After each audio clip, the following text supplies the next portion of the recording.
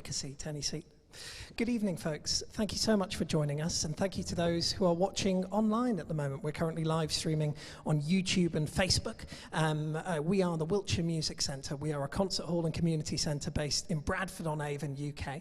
And you can find out more about our programme at www.wiltshiremusic.org.uk. If you're happening to be watching online as well, you can buy tickets for tonight's live-streamed concert. So if you go to the description at the bottom of this video on Facebook or YouTube, click on the link and purchase a ticket for what should be a really exciting performance by the Fidelio Trio this evening. Now, the Fidelio Trio are joining us for the very first time at Wiltshire Music Centre, although both of the fiddle and cellist, you've both played at with London Sinfonietta here before. How has it been? You're joining us in Bradford-on-Avon for the very first time, coming down. What's it been like being at the centre? Well, I'm sure the audience is used to hearing this, but I mean, this is a really lovely acoustic, really, you know, one of my favorite acoustics in the whole of the UK for chamber music. So Tim and I have both played here with the London Sinfonietta as soloists, and I remember the last time I played, I was really struck by just how beautiful it sounded. I was playing a piece by Philip Glass, a solo violin piece, and I mentioned this to James and just how remarkable we found the acoustic, and yeah, we're delighted eventually that the trio, actually this concert was meant to happen I think this day last year, so we're delighted that it eventually is happening. We're getting there with the music profession. It's getting going again, and yeah, no, we're just delighted to be here, and also it is a really beautiful space for chamber music, so thank you everybody in Wiltshire and Bradford-upon-Avon that making that happen. I think we're all just very grateful to be doing concerts again. Hooray! Yeah, it's just amazing. Like well, as performers, it's difficult to explain how much we've missed that sort of connection, you know, with a live audience, which is so sort of special, and it kind of feeds into everything we do, I think, doesn't it? You know, and to be sort of deprived of that has been really difficult. But let's just dig in a little bit more on that in terms of actually making music over the lockdown period. How you as a trio adapted, how much playing did you manage to get to do over the last 18 months or so? A lot, thankfully. But we definitely took the decision, I think, without hardly talking about it right from the beginning, that we weren't going to be doing Facebook live streams from our front room where we rehearse.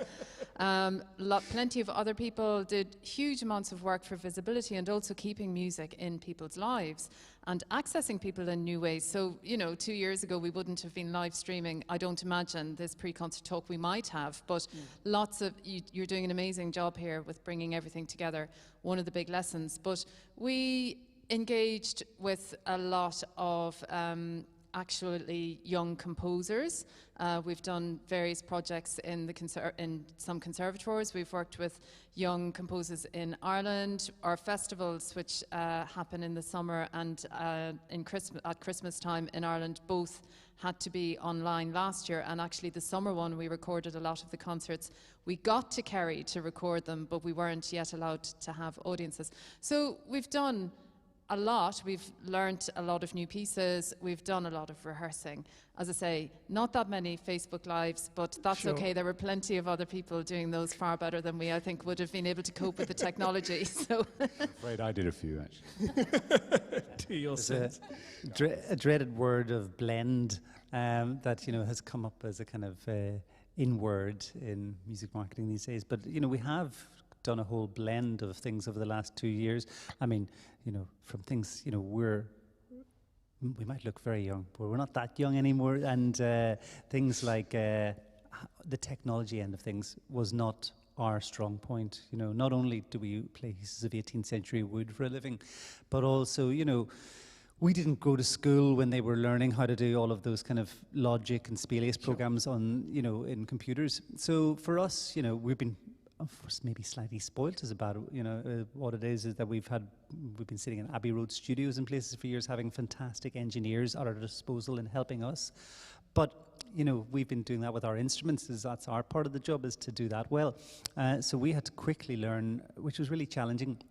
not just to buy microphones and, you know, the outlay of all of the expense of all of that, which is considerable, you know, but on top of that, learn how to, you know, do some kind of streaming from unusual locations and on occasion from home. But we pulled in huge amount of favours from everybody we know. You know, it's amazing the amount of, in a North London street, people you can find out who are either composers or musicians who live near you, who you can plead with to help get favours done when you need to, when access, you know, one of the problems for us as a chamber music group, and it might sound really like a fundamental thing to think about, but was access with grand pianos. Obviously we have a grand piano at home, but that's a North London living room, you know, which isn't always so huge like this hall. Whereas string quartets or, you know, other chamber music groups that don't have a piano in them, it's easier to go to find a church during lockdown, or, you know, even if places weren't open. But for us, that was an added, you know, challenge, shall I say, you know. But we got around it and we found loads of places. But, you know, all of these things, you're constantly thinking outside of the book immediately as a musician. And just one other thing, I know Tim was talking about doing things from home and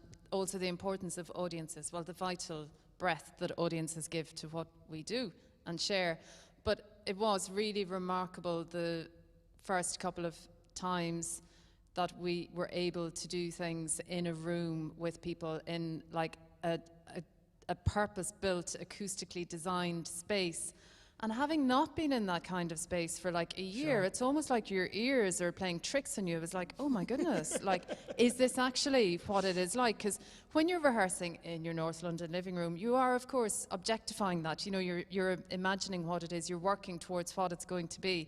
But when you weren't in it for such a long time, that was really amazing. So yes, playing in designed spaces specifically for music and the difference that makes, and also playing for, you know, a live audience back in June, really I think was like one of the first big ones. That was amazing. Pick up on that, because I think an interesting thing that was certainly about string instruments is that they were designed to project. So they were designed to throw the sound out.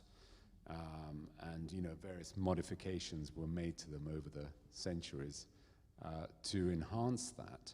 And I think what is a little disturbing about doing a lot of recorded work is that the sound you get from your instrument is actually quite different, because the microphone is quite close. So it's quite different from the sound that actually goes out there, if you see what I mean. I know that may sound a little confusing, but there are all sorts of sort of different harmonics in the sound that are added to the, you know, as it projects. And that's something that I think, well, I don't know how about you Dara, but I certainly felt I kind of lost that during lockdown, because, you know, you're used to being in a lovely acoustic like this and throwing the sound out. And then suddenly everything you do is almost under the microscope, you know, and it's very close mic'd, and so you get a different set of priorities, I suppose. And that was one of the most difficult things about coming back into concert halls for me. Another add-on to that is it's just the whole idea of recording versus live, or the combination of recording and live. You know, us as musicians, we've grown up in the last, say, 70, 80 years, a time frame in this art where you do make recordings, even going back to the early 20th century. But, you know, they feed off each other. And if we don't have live performances, that has a knock-on effect on the recording end of, you know, we spend, you know, years performing a trio and then eventually record it. Very rarely do we go into the studio to record maybe a brand new work if we've just premiered it. We might make a BBC recording or a recording for the composer.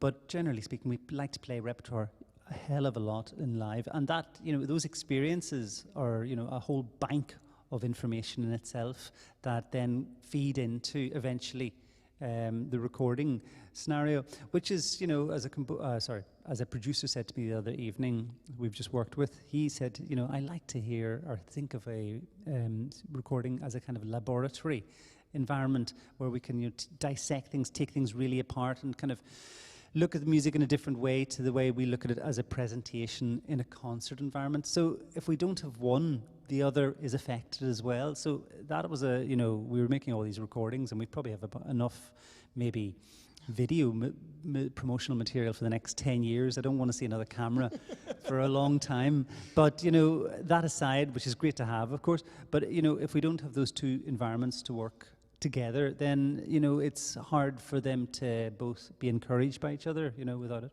Yeah, and sorry, I'm sure you've other questions, but the last thing to add to as well what Tim was saying is that, of course, then as a trio or as a chamber music group, you're not only working on your individual sound and projecting your individual sound, you're projecting the sound of the unit. And that is entirely different to having a microphone on each individual instrument. So again, that's a challenge for the technicians, isn't it? And the people who are in charge of the microphones for the streaming. But so it's individual sound, but within this unit, and it's something that's really important to us, is the actual sound of the trio. It's not three competing individuals on stage. And it's that blend that we're really looking forward to hearing tonight. And I mean, this North London living room has been discussed a couple of times. Actually, people watching online, and if you care to, once you go home, audience in the room, there is the video on our Facebook page, which I believe is from that North London living room. So you can really see quite how tight a setup it is with a grand piano in and there as well. iPad. Absolutely. I mean, you talk so much about that, and it's really interesting to see it from the role of the performer. I suppose the one thing which I'm interested in is the role of the audience and how much does that live audience experience influence the way that you're performing a particular piece on a particular night? Hugely. I mean, they're part of the energy. They're not just this kind of passive thing which is over there and we're the music. Far from it. I always describe it as active listening. You can really notice when an audience is really actively participating in the listening, and there's a huge kind of cosmic energy happening with that, which comes to us, and we feed off that, and we feel engaged with the audience and sharing Schubert or a piece of new music with them, and that, it's this kind of sixth sense of being able to talk without having to ever need to say a word to each other. Isn't that what's brilliant about music? And it's what I find amazing about music, as the brilliant global human language that we've invented or was invented for us. We go anywhere we go in the world, it doesn't matter if we don't speak great Mandarin or Portuguese or whatnot, or wherever you are. Music just translates all of those feelings we are with other people around the world. So audiences are, completely the central cornerstone of what we're about. It's a very interesting question, actually. And it's something that I suppose I didn't really properly consider until the last 2 years. With it being missing, you always knew that, oh yeah, it's a special thing playing to a group of wonderful people like you.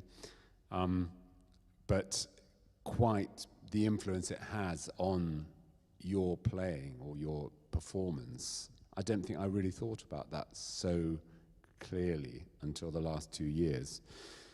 I suppose there's something very special about a concert, isn't there? And it connects into what music for me is about. In that, you have to when you're playing music, you don't really have time to think. You have to live absolutely in the moment, and obviously you prepare for it and practice.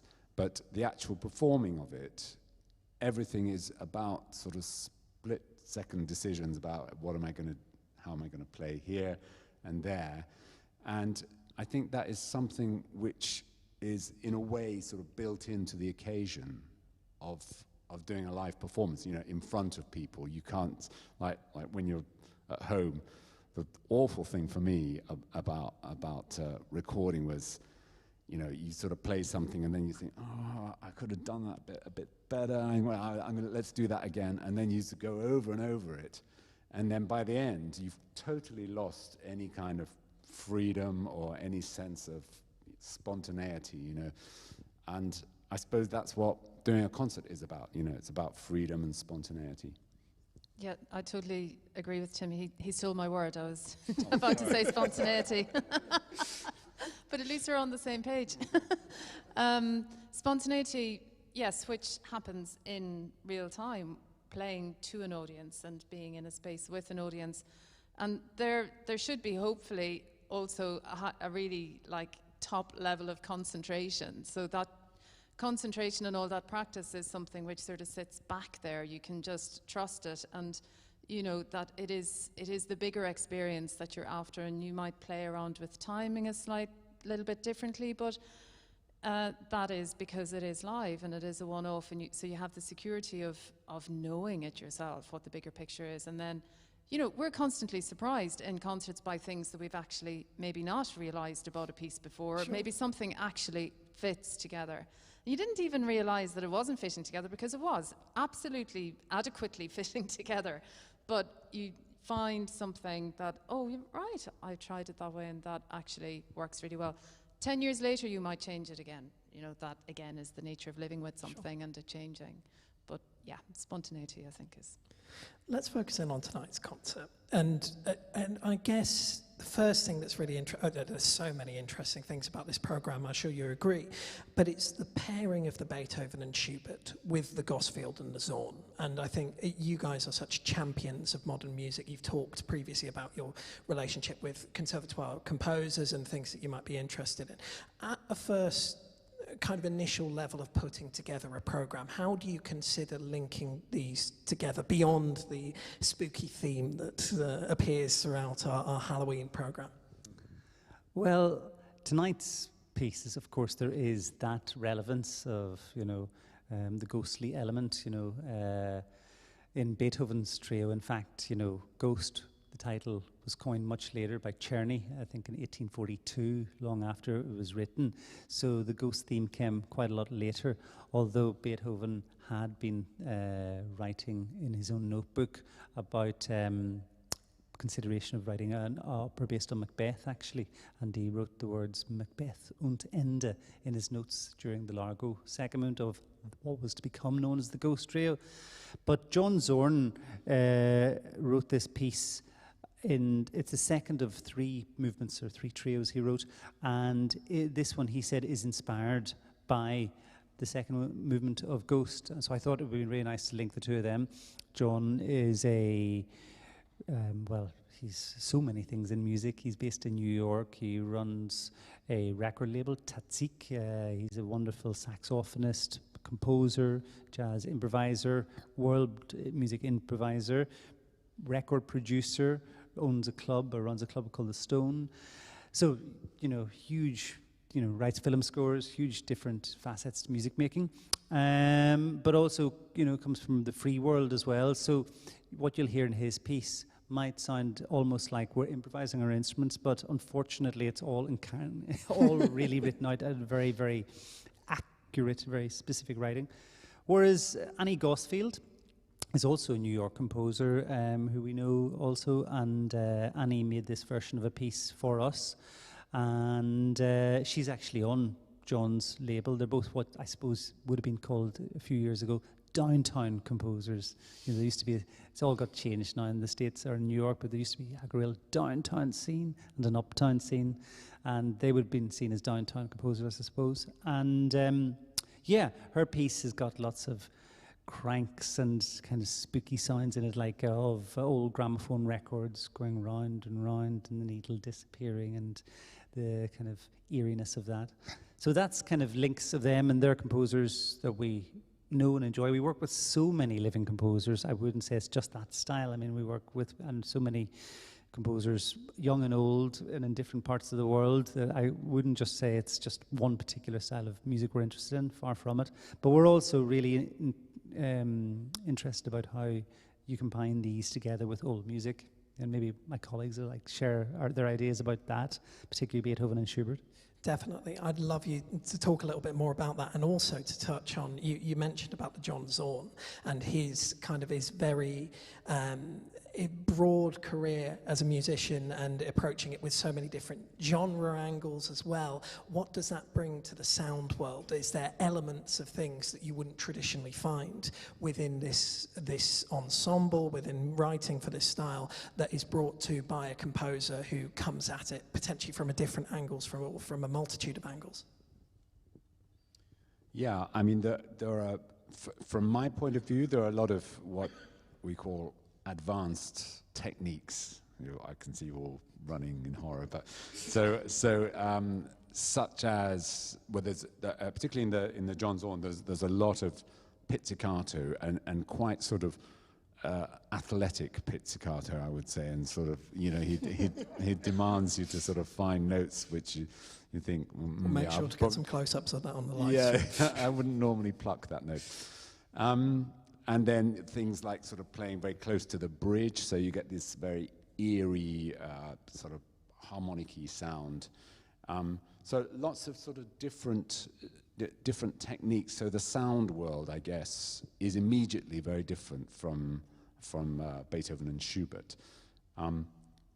And it has a sort of, but it has a sort of very free structure, I think. It feels very much like an improvisation. So you'll have moments where Dara's playing something and then Mary's playing something else, and we're a little bit in the background, then I come to the foreground, a little bit like, a jazz trio might sort of, it's the drum solo now and everything. We haven't got a drum, although there is a drum, I think, in the other movements, isn't there? I didn't realise that. No, I think what Tim's referring to is that it does actually say in this movement that there's optional improvising drummer, which we haven't had the opportunity to do it with. Absolutely. Is anyone here tonight who feels that? Come and join us. But as Tim was saying, yes, there is this kind of extended sound world with the instruments, and the piano included. And Annie Gosfield uses this as well in her, I suppose her piece is potentially a little bit more visual, how she, we've told you that it is about, old phonographs and vitriol, like down the end of the hall. That is this tiny program note. Things come in and out, things speed up and slow down, and she uses the instruments really effectively in this way. The John Zorn also has a lot of space in it, so there is a flexibility. We were talking about spontaneity. It might sound hectic at times, but then you have moments of pause, and then you move on to something else. So then thinking about how we might approach Beethoven and Schubert, do we compartmentalize ourselves into, okay, this piece was written here, so it must sound like this. And this piece was written then, so it must sound like this. And then this piece was written in 2006, so you can sound however you want. It's like 21st century. I think we try to be as knowledgeable and attentive and imaginative, I think, as regards how the music would have sounded at the time. So Beethoven for us is Beethoven of this period anyway, very muscular, very compositionally inventive. It's like he's pushing you as a listener to almost go crazy hearing this scale, but you never know what he's actually going to do with it. You're always at the edge of your seat, and that's what listeners would have experienced back then, and that is something that we try and live within when we are playing this piece. And Schubert, likewise, entirely different, even though not that far removed in terms of years, but the sound world. So for me, being the pianist, there is the fact that it wouldn't have been played on a piano like this, but I'm not going to try and play it as if I'm playing on a little forte piano somewhere in a living room, because that also, these guys, they're playing old instruments, but, Tim has talked about advancements and understanding of projection, and we're in a room that's bigger than a living room. So I think that trying to have an imaginative understanding of maybe how the music sounded at the time, how it was heard, I think is important to me. I always try to go on stage with the feeling that imagine what this would be like if it was the first ever performance of Ghost Trio or Schubert E-flat. And I mean that from two perspectives. One, that you have no knowledge of what it's going to sound like. And what an amazing moment, that was. But it's the same tonight with John Zorn and Annie Gosfield. Now, whether you like it or not is actually not really part of what the history will be like for any of us in 200 or 300 years, isn't it? This is part of the kind of way the music's always moving. And for me, I love the idea that we're trying to emulate that with the modern pieces of what it was like those first performances of these pieces, But I think as well, with this most traditional of chamber music forms, the most classical form apart from the string quartet, or even more constricted in some way in its kind of I always describe it as the bath pump house world of the piano trio, what people thought it was like. You know, I think of pieces like John Zorn's particularly as this some kind of sorbet, which gives us this completely different taste of what these three instruments sound like, even though the Beethoven is a brilliant example of what these three instruments sound like as one unit, or the Schubert.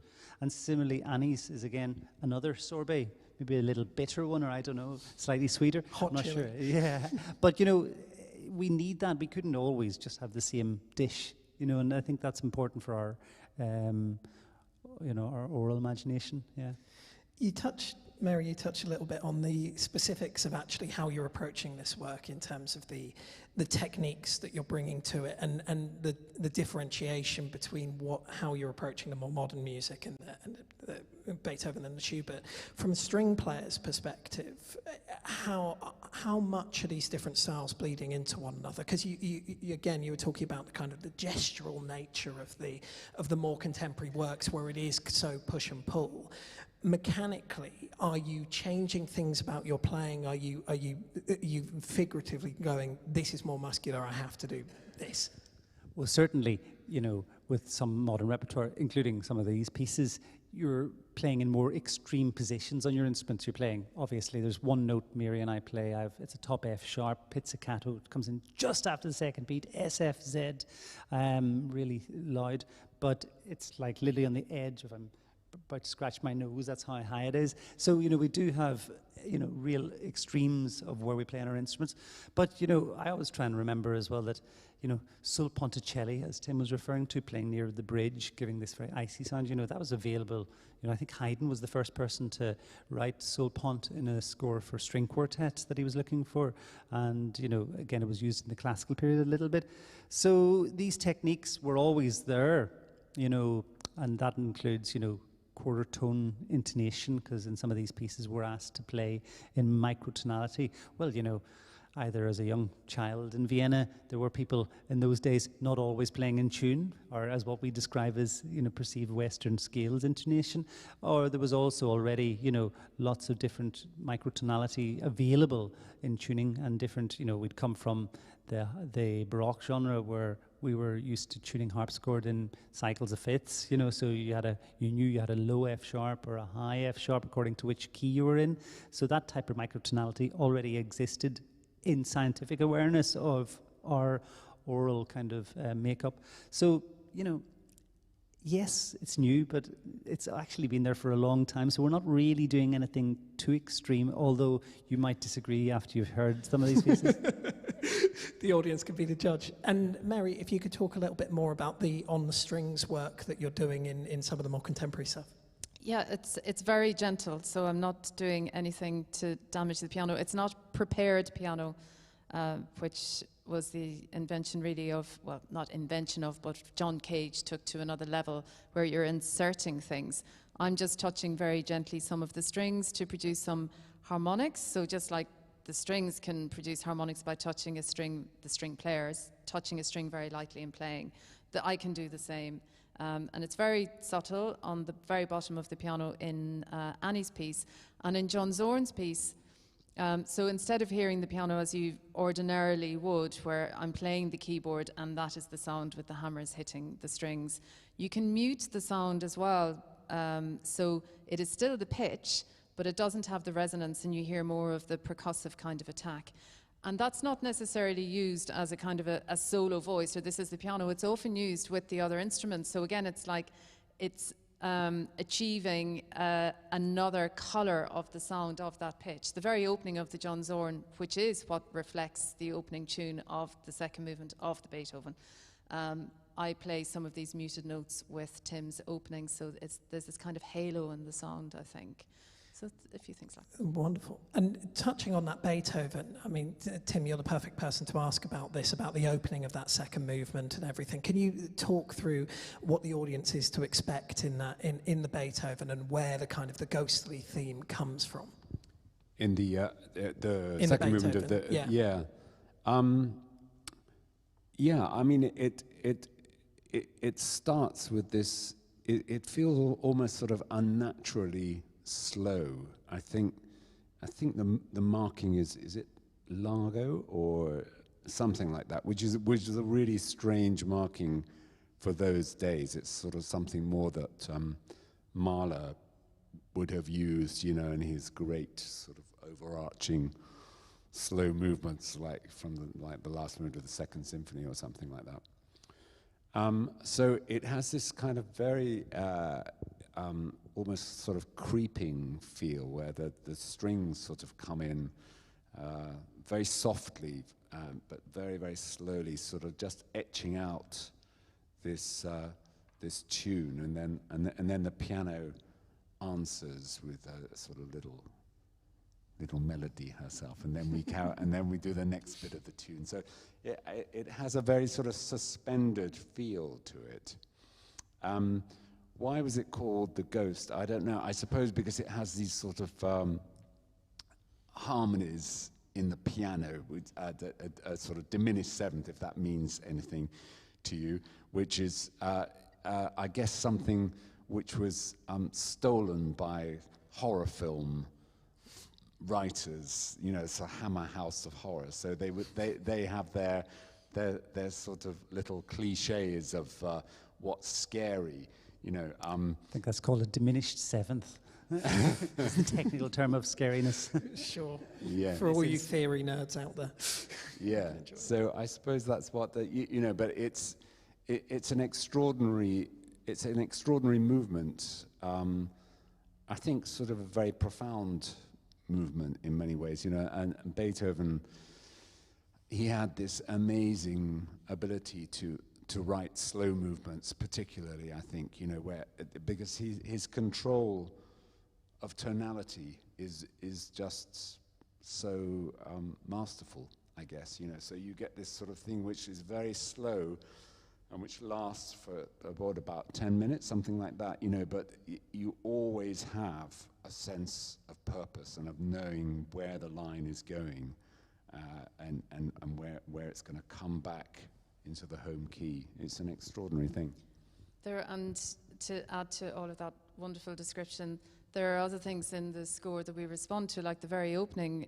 There is the direction in our edition anyway, sotto voce, so it's like under voiced. So they're not just playing a D, an A and an F and trying to play with this real focus. There is that added dimension to the imagination of the sound. Well, what is that actually to be like? And there, you know, I have a lot of notes, but I don't think they're always intended to be like digga digga digga digga. There's this like nervous energy, but that's underneath the strings repeating this very still yet with a sense of purpose opening. So yeah, again, taking all that minimal amount of material and just like getting you to listen in so carefully with you know, these alterations and these changes and developments. We can't wait to hear it. Do we happen to have any questions from the audience? Yes. All three of you have succeeded in a remarkably precarious career. I'd just be curious to know how you started up the greasy pole. So for the audience watching on the live stream, we're asking about how did you guys start as musicians, and to take your words, how did you slide up the greasy pole of music making? Who wants to go for that one? Well, okay, I'll start then. All right, because I'm the oldest here. I was the lucky beneficiary of free music lessons in school, and that's something that I feel very passionate about, actually, that it's something that needs to come back. Because although I came from a privileged family and a family that was very into music, there were a lot of people of my contemporaries who were exposed to music and to instruments, to the possibility of learning an instrument that they would not have had, and they don't have today. And a lot of them then found that they were musical, and they went into the profession. And I think the music profession benefited enormously from that sort of injection of talent. And people, sorry, I have to get on my hobby horse here a little bit. People, the Arts Council now want to make music more inclusive, but they don't want to fund it at grassroots level. And I think that that is something we all need to look at as a society. That I've said my piece now, I'll get off my Does anyone else in the room have any other questions at all? Well, no, I was just Dara, going do you want to say to a bit answer more? your question very briefly. I grew up starting to play Irish traditional music, actually, at home. And then with that, it led to this darkened path called classical music, which in the Irish folk world was seen as a, oh, you don't do that. You don't do that thing. So I learned how to read music, and I'd already spent years playing by ear, which I think was a huge benefit to my classical training, you know. The greasy pole is still has me a little bit like I'm thinking, am I going up a greasy pole? For me, I think I'm very grateful to be here and to be playing concerts. And I think what I have, looking back now that I'm a bit older, I've always been up for doing anything, but also the importance of playing with people, learning to become a good sight reader, getting to know the repertoire, being able to step into things quickly. Those sorts of experiences from a professional getting work perspective, as well as learning your craft and experiencing all this music is really, really important. But also, Tim has mentioned lessons. I think the importance of a good teacher was something that was really, really significant for me. If I hadn't met the person who started teaching me when I was 15, I wouldn't, I mean, people might have thought I had potential, but it wouldn't have been directed, not in a completely controlling way, but in a way that worked for me. And I was a late starter in that sense, having access to high quality tuition, but that was really important. So taking potential to actually to something of a high level, I suppose, of training. Marvellous and really exciting. We probably have time for one more question if anyone was to have it. It appears not. Well, thank you ever so much, Dara, Mary, Tim, for a wonderful insight into the music. We're really excited to hear tonight's concert coming up at 7:30. And thank you for everyone joining us in the room. And thank you for everyone joining us online. We are the Wiltshire Music Centre. We are a concert hall and community centre based in Bradford-on-Avon, UK. Find out more about our work at www.wiltshiremusic.org.uk. And click on that link in the description. Right there you will find details for joining us for tonight's live stream concert of the Fidelio Trio. I hope you're able to join us again for tonight's performance, and thank you ever so much for being such a wonderful audience. Thank you.